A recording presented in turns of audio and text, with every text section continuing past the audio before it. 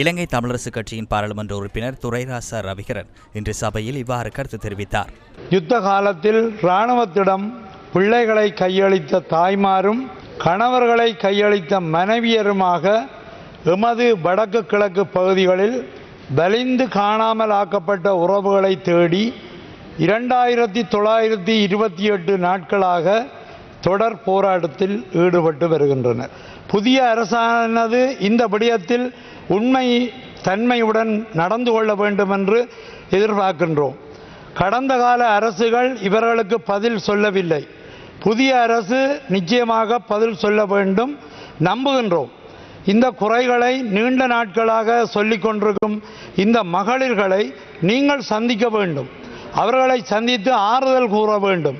தீர்வுக்கான முயற்சிகளில் நீங்களும் இறங்க வேண்டும். அவர்களின் துன்பங்களில் நீங்களும் பங்கெடுத்துக் கொள்ளுங்கள் அமைச்சர் அவர்களே.